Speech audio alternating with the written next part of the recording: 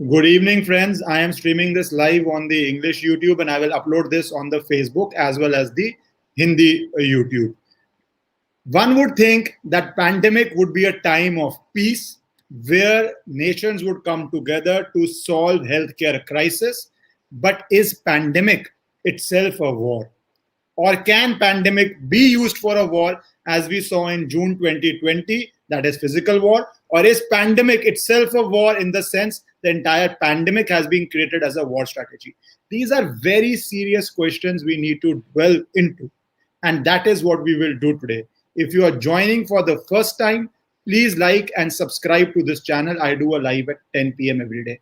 On this topic, pandemic as a war, I have the best person in India to speak, a person who has made defense conversations a part of every household, which India was sorely lacking. Till I would give him the sole credit. He stepped onto the scene, and now we have defense conversations in every drawing room. Earlier, it was only in very select few places. And that in a democracy, I believe, is very, very essential that we all become a part of the collective defense of Bharat establishment. So I am very happy to welcome Major Gaurav Arya for the first time on my English channel. He's already been on Hindi channel. So thank you so much, Major Arya, for coming here. Thank you very much. Major Arya, I would like to start with this pandemic. You shared an article with the forum you run, Chanakya Forum. People, please go and check it out. I will share the link also on this video, where you said this virus could be war at India. What is this entire war at India? What is this Wuhan virus, Chinese virus, COVID virus, whatever political correct name we give it? But is it war at India, and what is it all about? Please tell us. Thank you, first of all, Ishkaran ji, for inviting me. The terminology that we use is NBC, that is nuclear, biological, and chemical. These are the three forms of mass destruction. Now, this particular virus, the coronavirus or COVID-19, is the weaponization of a virus. This is biological virus. You must have read the article written by Professor Nalapat, who's a very renowned and a very well-known figure and has immense credibility. Globally, he has immense credibility. And he did a lot of research before he wrote an article for my magazine, which is chanakyaforum.com. And he wrote a couple of things. Now, why do we believe that this virus has been weaponized and why it is a biological weapon? Ishkaranji, what happens is that, you see, there is something called the gain of function, and gain of function is you take a virus. This essential thing about gain of function, you take a virus, you put it in a laboratory, and in the laboratory, you make the characteristic of the virus in such a fashion, you change the intrinsic characteristic of the virus in such a fashion that it becomes many, many times more dangerous than it already is. So this is weaponization of a virus. What you have done is you've taken a virus which exists and you have made it into a weapon. Now, before I describe how it happened, I would like to tell you that this analogy, which I often tend to quote about an explosive. You must have heard about RDX, and I'm sure the viewers have heard about C4 plastic explosive. What is the beauty of RDX or a plastic explosive is that you take plastic explosive and you burn it with a match, and it will burn like firewood. It will not explode. You can burn RDX and it will burn, it will not explode. To get a plastic explosive to explode, you need a detonator, which is a smaller explosive. Only a smaller explosive can, create an explosion leading to a bigger explosive exploding. So what has happened in this case is that this explosive that I'm talking about, which means that this explosive, whether it's RDX, C4, any plastic explosive, it is controllable. This is a controllable explosive. It is a stable explosive, and it can be directed. Now look at the coronavirus. I was speaking about the explosive. Now I'll come to coronavirus. Now this coronavirus, you are aware of the geography of Punjab. You're aware that we have Atari, and a few hundred meters we have Vaga. Atari is on the Indian side, and most of us have been to that Vaga ceremony we have seen. There is a fence and there is Vaga there and Atari here. There is a problem in Atari. There is no problem in Vaga. Now, so while there are coronavirus cases in Pakistan, and Pakistan is also suffering from deaths, this strain of coronavirus has not hit Pakistan. And you can actually throw a stone and it will land in Vaga because there is a small little fence, that's all. 10-15 foot ka fence hai. That's it, right? Similarly, in UP, in Gorakhpur, There are coronavirus deaths happening from this strain of virus, the second wave. But Hmm. a kilometer, 2 kilometers down the line, there is Nepal, and there is nothing happening in Nepal there. Yes, there are COVID deaths in Nepal, but this strain of this thing is not found. It's found in Tamil Nadu, not in Sri Lanka, right? It's found in West Bengal. It's not found in Bangladesh. Now, the entire thing is that this is what you would say in your language circumstantial evidence, at least in a sense, if I'm not being Not absolutely correct. stronger than that, because when you put it out like that, Mr. Arya, that Yes, Pakistan Punjab border, this side it's there, it's not there. Sri yes, Lanka side it is there, it is not there. You are saying UP side it's there, it's not there in Nepal. So yes, that is a yes. very serious thing. And even in case of Sri Lanka, I can understand because there is sea separating it.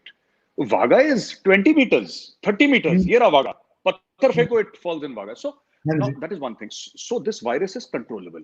Number two, I remember the dates very clearly because my own father was in hospital, not because of COVID, but because of other complications.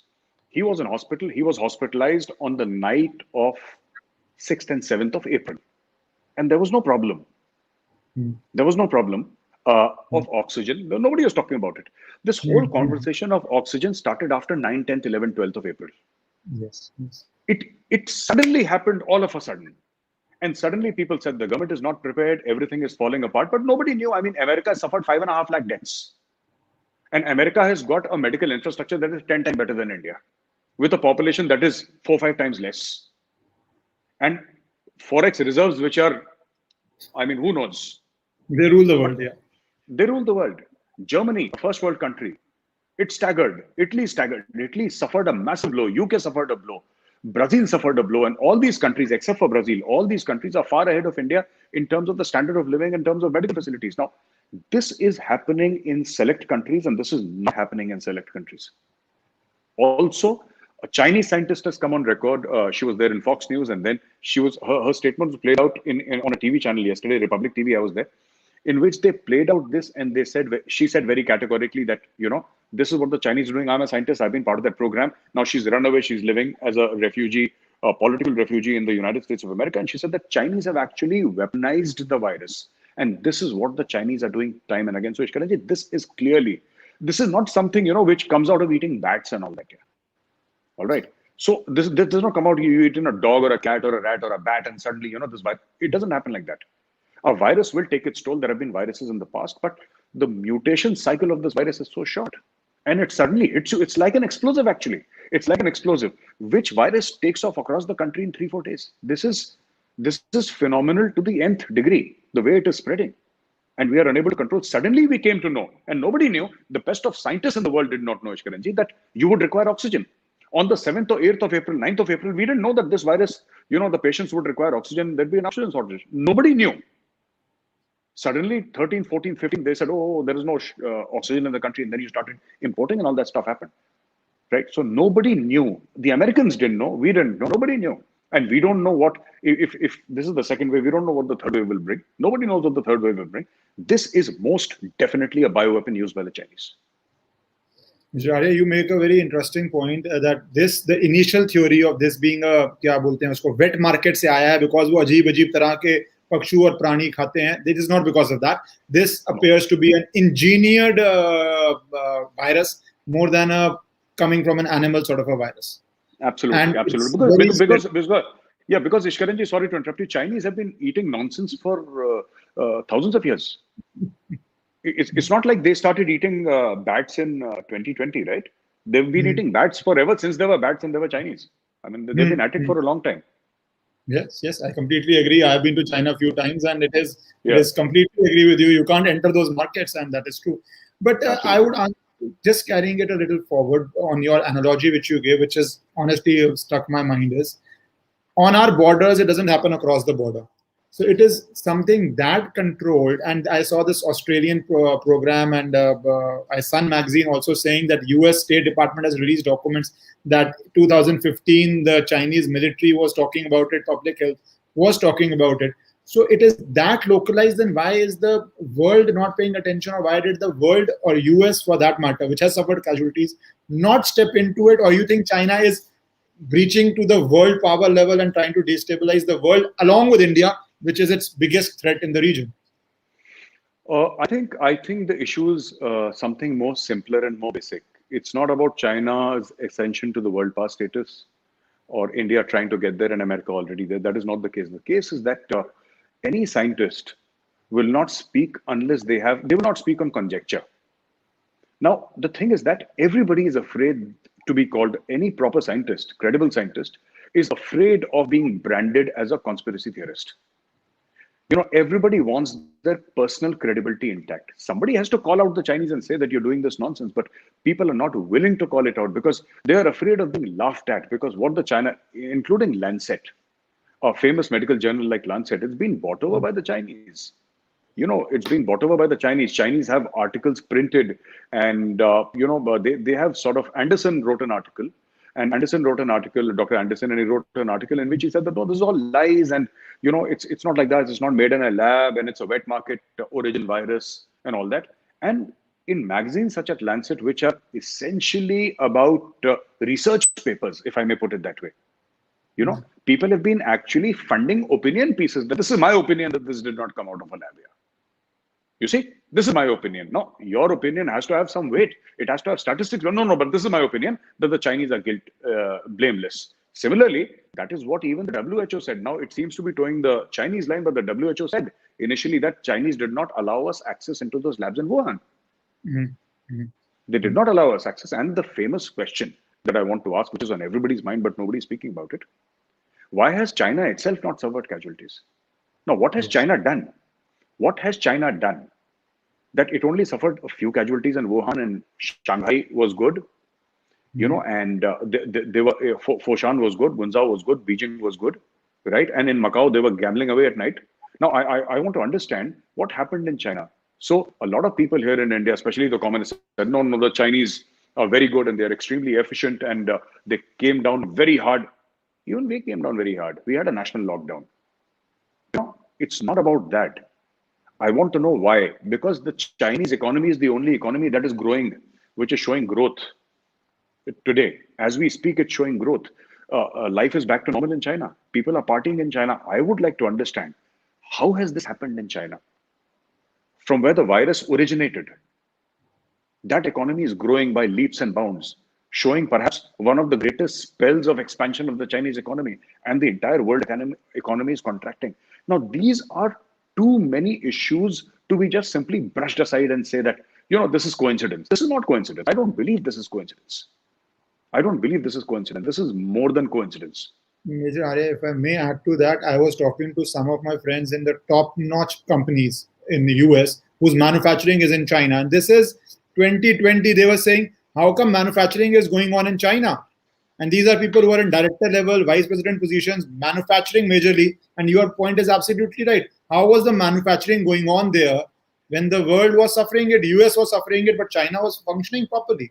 So that does seem to suggest that it was completely controlled and programmed in a manner that it doesn't really affect them.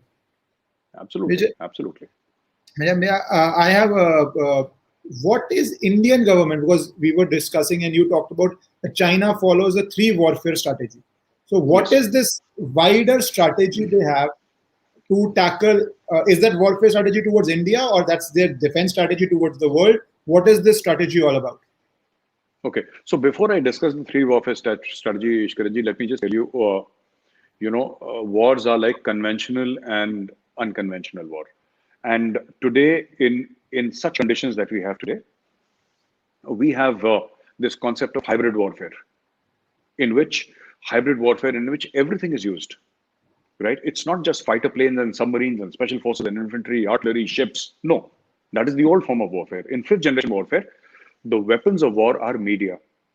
They are social media. They are op-eds, editorials, fake Twitter handles, right? So what is the difference? In conventional warfare, the center of gravity of war, or the center of gravity of any conflict, is the opposing army, because that is the army that you wish to defeat. In 5th generation, you call it 5th generation, you can call it hybrid warfare, non-contact, non-kinetic. You can use any other name, but the umbrella term generally used is, you can think that it's something like an information operation, if I may put it like that, right? Information operations. Or you can even use other terms which define how you use information and consume content and information, right? So in these conditions, what happens is that you use every trick in the trade. There needn't be bullets and missiles going off. But this is a different kind of warfare which causes more harm than the conventional war. For example, if I were to say, and I often quote this, so I'll take the liberty of saying it here on your platform also, that Ishkaranji, if tomorrow I were to say that an op-ed in the New York Times is far more dangerous than 10,000 soldiers, you may find it difficult to believe. But that is true. So you have Indians writing and actually posting a picture on the cover of Time magazine and saying that, these are funeral pyres burning in India. Now, how many people died in India? 3.5 lakhs, right? And how many people died in US? 5.5 lakhs. Did you see a cover of Time magazine saying that, here are a photograph of American graveyards? No. But, of course, you saw Indian funerals and Indian pyres burning. That is warfare that I'm talking about. The term that we use is influence operations. What happens in influence operations is, in conventional war, the center of gravity is the enemy. In influence operations, the center of gravity is the population. You fight a war within the population. It's nothing to do with the army. Army may control it, but the center of gravity becomes the population. Here, for China, the center of gravity is the population of India. This is where the wars are being fought in Delhi.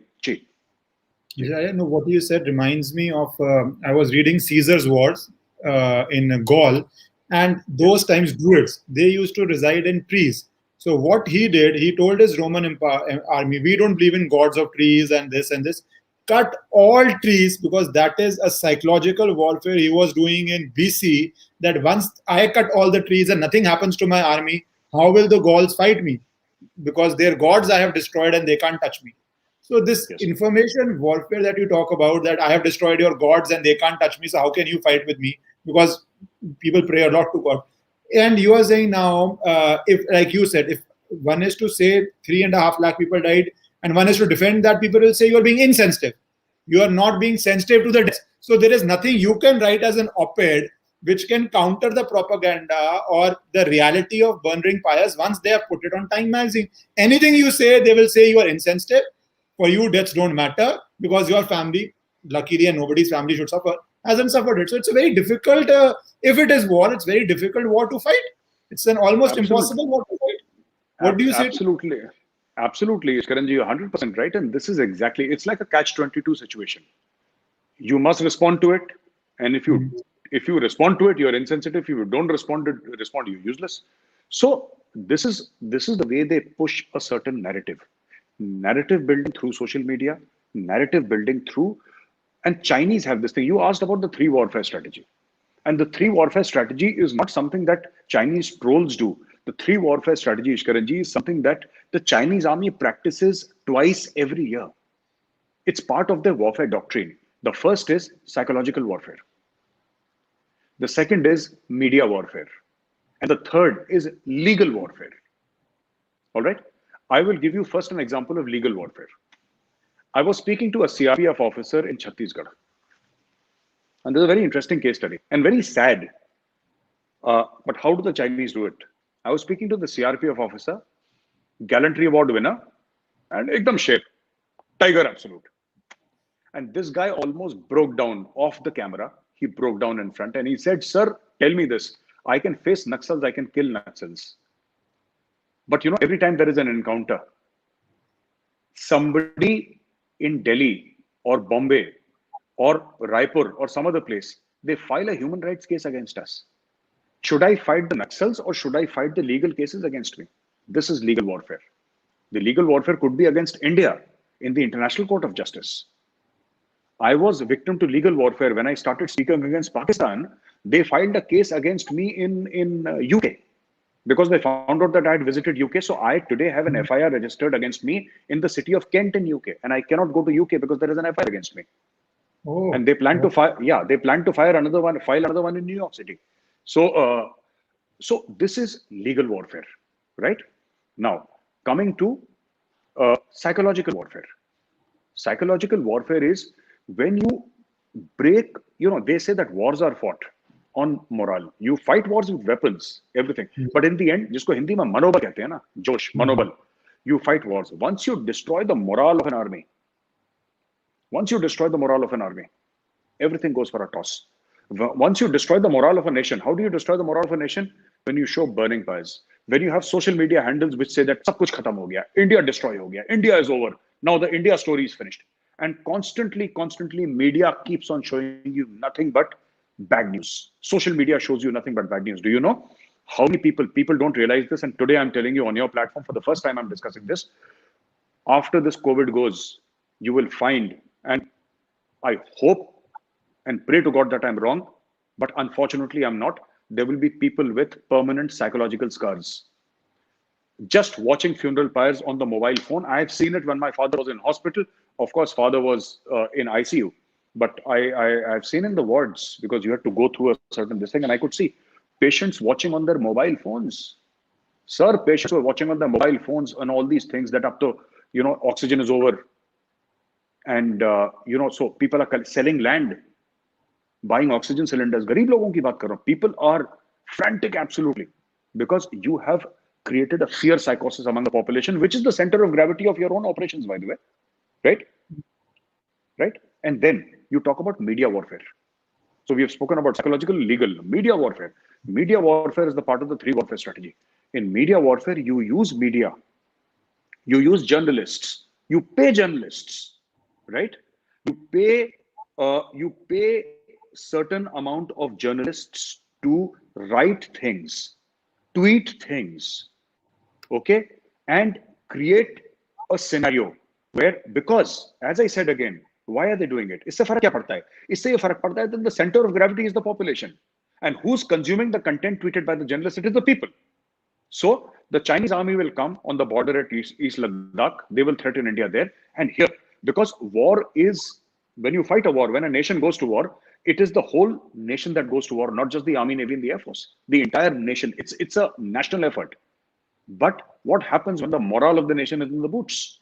So the job of these journalists and media houses and social media handles is to ensure that this More or less. goes down, the morale goes down. So this is a 360-degree spectrum of war that China, and they practice it twice every year as a matter of function. They do it religiously, they practice it.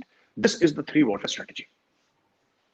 Arya, but as we say about countering it, they have a very restricted flow of information. In fact, I was reading that article on Chanakya Forum, as I've told people, and people should go visit it, is that they have deleted everything on social media. A democracy cannot delete it. All the Wuhan virus initial reports, a democracy cannot delete it, because the minute you delete it, it'll be fascism, that you are attacking the government, etc., etc. So, how does how does a democratic country deal with this inflow of information, which frankly you can't curb, because otherwise, if you curb it, your democracy won't survive? So, how does how do army or strategists try to suggest to government to deal with this bulk of information flowing at them, and misinformation, if I may say, flowing at them? Absolutely, Ishkaranji, you can't stop the flow of information, and China can. That is the first truth. So let us not try to stop the information, number one. Let's not try. I wrote another article on Chanakya Forum called The Great Fall of China. The Great Fall of China. How to make China, understand cost and consequences. The thing is that what is China most afraid of? China is not afraid of India's mountain divisions. China is not afraid of the Americans. China is not afraid of NATO. China is afraid of its own people. This is the reason why you don't have Twitter in China. You don't have Facebook, YouTube, LinkedIn, Instagram, or anything else in China, because the Chinese Communist Party is most afraid of its own people. And what are the kind of protests that have been happening in China? In the 1950s, you had the Tibetan democratic protests. You had the Falun Gong movement. You had the Tiananmen Square in the 90s. You had the 80s, 90s. You had the Tiananmen Square. Lately, you've been seeing Hong Kong protests going on for more than 2 years, right? And there are hundreds of such protests that have happened in China, which China has brutally stamped out. Every time a mass protest has happened in China, it has happened because the people want democracy. Put a think tank in place, fund that think tank inside India, have Mandarin speaking Chinese experts, and tell them to prepare a paper how to take advantage of the fault lines inside China. China is not a democracy. China is one man rule, one party rule. That allows China to expand at a super fast pace. But Ishkaranji, look at India. You know why India is finding it so difficult to become a superpower? India is finding it difficult to become a superpower because of one reason. And what is that reason? That reason is very simple. Number one, you have the line of actual control, which is under pressure. You have the line of control that is under pressure, right? You have terrorism in Kashmir. In the 80s, early 90s, you had terrorism in Punjab, the Khalistan movement. You have 8 to 12 states which are under the red corridor, the Naxal corridor. You have the nonsense going on in your educational institutions. You have CA and RC going on. You have Kisan Andolan going on. When you are dealing with your internal problems, how can you become a superpower? You are 24/7 only dealing with your internal problems. Only dealing with your internal problems. America has managed to become a superpower because after 1945, there hasn't been 5 years of peace. America is always fighting wars, but fighting wars outside America, not inside America. No smart country fights wars inside its own country. India is doing that for the past 73 years, ever since independence. And the raiders came into Kashmir. We are fighting since then. 50s, the Northeast, Tamasha kicked off in Northeast. Yeah. One very important thing that we forget because it's a slightly isolated part of the country. Ishkaran ji, मेरा ये कहना है कि if you want to tackle China, let's be very clear. You cannot stop information flow because India is a democracy. What you need to do is hit China inside China. You cannot make China explode. You cannot do that. It's simply too powerful. But China can be made to implode. It will happen from inside China. And once you fund enough democracy movements inside China, when China is busy trying to control its own people, then China will stop looking outside because it is too busy looking inside. You know, something will happen from Foshan, something will happen from Gunzhou, something will happen from Beijing, from the villages towards the west and the east. Something will happen in Xinjiang. Something's already happening in Xinjiang, by the way. Something happens in Tibet. All these things should happen, and democracy, because the Chinese are already asking questions. One negative fallout of the Chinese economy was the simple fact that the Chinese started traveling to Europe and America in large numbers. Today, the Chinese go to the world and see, and then the Chinese come to know what is freedom. And if you've seen Maslow's hierarchy, in MBA, we read about Maslow's hierarchy of needs. And the top of the pyramid is self-actualization. You know, after you've got your house, your food, love, affection, place in society, last is self-actualization. This is what most Chinese seek, which is why you have these pro-democracy movements inside China. You know, I have everything. I have a Mercedes, I have a house, wife, kids. I have a bank balance of millions of dollars. I have everything. I have a communist government that takes care of everything. And I'm a Chinese citizen. And, you know, my country is a huge power. Everything is there. But I'm not allowed to speak. You've been to China. I have been to China many times. You realize there is restriction on speech. And the problem with human beings is when you restrict them, फिर वो pressure cooker की सीटी बजती है. Chinese are not allowing that whistle to blow. And one day that pressure cooker must be made to implode, not explode, implode from inside. And that is what India should do. Find out the fault lines and hit China. This Chinese monster is not going to stop, Ishkaranji. You can try for the next 100 years. They will not stop unless you make them stop. Major Arya, this leads me to a question that parties come and go, but does India, there are two views. Does India have a deep state? I don't want to get into that. But if India has a permanent military, definitely is there. Are we as a strategy doing it irrespective of the government? Like US has its interest irrespective of the governments. They are there. They change obviously with the policies. But are we doing anything on this angle of either Pakistan? They say that one of the things UPA was doing reasonably well was feeding the Balochistan movement. Are we doing it? And are we doing it in China? Are we is there some sort of a steady way we are doing it, or you think it's something we are sorely lacking and need to step up? I think we are sorely lacking. I think we are not doing it. That is my personal take. We are not doing it. We should do it. And it's a low-hanging fruit. It can be started off in 6 months, and it will give you disproportionate results. But I don't think, Ishkaranji, we are doing it. And Forget about a deep state. The real power is with the bureaucracy. They'll not allow things to move. वो नहीं हिलने देते सब किसी को. They'll not. They don't allow the army to buy weapons. It's become so bad in the army that in 1994, I was commissioned. At that time, we had heard about the INSAS, which we later started using. In 97, 98, or early 2000, the army has said that INSAS is a useless weapon and we want another weapon. It's been 20, 21 years, and still the army has not got a new weapon. Now, slowly and slowly, material is trickling in, because you see, I often say that the reason why ISRO is a success is that there are no bureaucrats in ISRO, and the reason why the Delhi Metro is a success because Mr. Sridharan simply said that if there is any political or bureaucratic interference, I'll resign and go back to Kerala to bana lo apni metro jo tumhe banani hai. So people got scared and they laid off. If a bureaucrat was made the head of ISRO, he would give a beautiful presentation to Modi ji saying that, sir, these are 10 reasons why the rockets cannot take off. Finished. End of story. True. And now, Major Arya, because June 15, 20, we're coming to last one or two questions. June 15, 20, 15, 16th, we had Galwan Valley. That was in the first wave.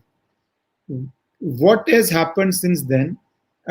Some people believe that we have given up our advantages in China in the border without getting enough in return. Is that true? And what do you think this June may bring? Because a lot of people I have talked with feel that this June could be even worse than June of 20, with vis-a-vis the intention of Chinese, and they're adding fresh troops to the border. So what is happening, and what do you, worst case scenario, because army has to prepare on the basis of worst case scenario, it has to be active. What do you think is happening? See, we have not given away, first of all, we have not given away land. A lot of people said ki zameen de di, and those people don't have a clue where Galwan is. वो TV देख के ही अपना कर रहे हैं लोग ना. It's not like that. My unit is there. I know because my unit is there and I'm in close contact. My unit is there. This entire area of Pangong Tso Lake.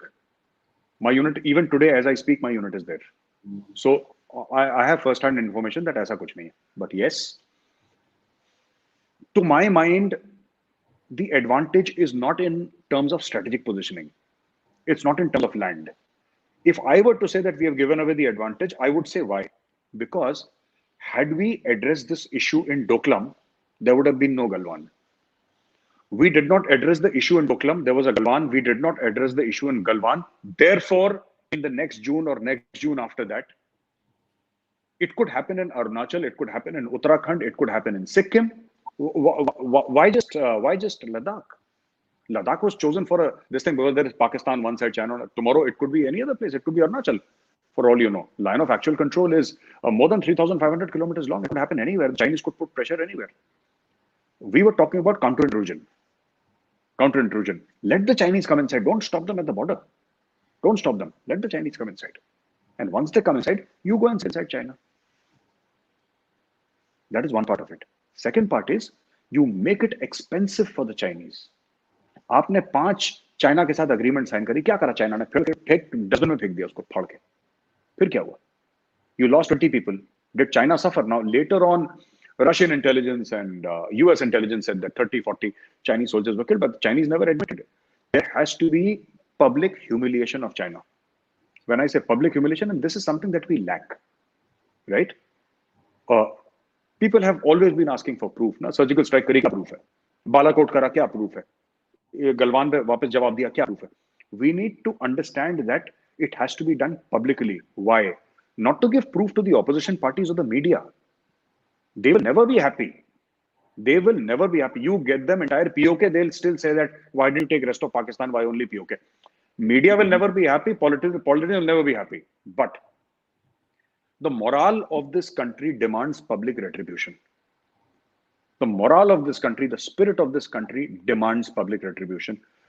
And if I may put it very bluntly, and I'm sorry for saying this, we saw dead bodies of our brothers.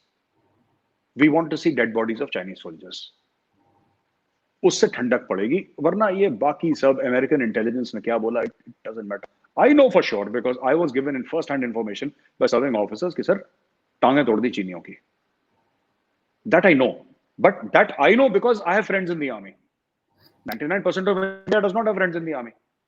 This has to be public. Next time you bomb a place in Pakistan, Don't say that we use Spice 2000 missiles and it created a hole and it went inside. No. Show it on satellite images, show it through UAV, or show it any other way. How, this actually they smashed it and this was there, and show the bomb going inside and show the entire area exploding inside Pakistan with the proper grid reference. Tell the people that we have done this. You see, there is always public, it has to be public. It can't be done in secrecy and in private. Obviously, the operation will be secret, but the effect on ground has to be public. Major Arya, I take your point, because Pulwama, even though it was secret, but the wave or how it raised the morale of people throughout the country, and not even getting into the election, but you could talk to anybody and they were gung-ho about what we managed to do there. And that was, as you said, no clear images, no grid, no real time, no using of technology. But my last question to you, and because you asked it bluntly, I'm asking a blunt question, because military has to go on capabilities and the ability to do it, not are we capable of a public confrontation with China in which we can teach them a lesson vis-a-vis our military strength, vis-a-vis our economic strength? I'm asking a very frank and blunt question to you. Absolutely. You are basically saying, can we hammer the Chinese army? Yes, we can. 100% we can hammer the Chinese army. There is a reason. They're softies. China withdrew not just because we were facing off with them at 16,000 feet. The Chinese army withdrew because they were not used to such harsh winters. It was minus 45, minus 50. They ran away from there. So can we hammer the Chinese? Yes. But unless we hammer the Chinese, they'll keep on coming back. And next time they'll come back better prepared. This time they were weak and we let them go. We committed the same mistake in Kargil. You remember? We were told not to cross the line of control in Kargil, and we allowed the Pakistanis. We should have massacred the Pakistan army there. A sea of dead bodies, and gone inside the line of control. Why? Pakistan can come and they can come inside India, sit on your mountain tops and kill 527 of your and my brothers. And we were told, don't cross the line of control. Why? In fact, we should have done one better. And there was an army plan which never got actioned and approved. Even earlier also, not just in Kargil, even earlier. The plan was simple. Let them come and sit on the heights. You hit them through Punjab. Hit them someplace else. Hit them so hard. See, every response in the army, this is my feeling, and this is what a lot of generals have also taught and spoken to me about. Every response has to be disproportionate. If a person slaps you, right, you cut off both his hands. The response to a slap is not another slap. When he slaps you, make sure that he spends the rest of his life in a wheelchair.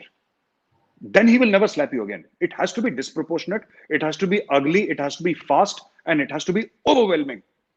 And unless you do that with China, China will. You said when they come back, I'll be surprised if they don't come back next year. Major Arya, your point is extremely well taken, because we are a nation which had the entire officer class in East Pakistan or Bangladesh, and what did we solve? Nothing. Out of that, we could have solved anything. The best families of Pakistan were our prisoners of war, and we did not come into an ironclad agreement. We didn't sign anything. We didn't solve any POK problem, however we wanted to solve it.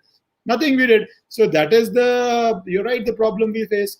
But last word to you, which I want to know is, so you think June 21 could be like the second wave, and are we doing enough? You believe the military would definitely be doing, but do you think we are getting the enough societal support, informational support, political support that we need, or you believe there are choppy waters ahead in June or 21 or June of 22?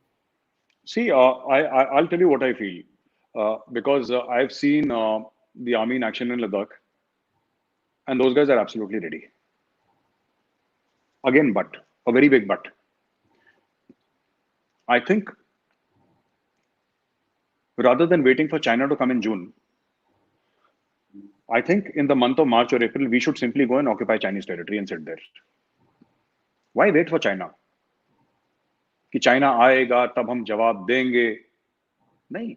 अगर आपने बालाकोट कर दिया होता तो पुलवामा कभी होता ही नहीं.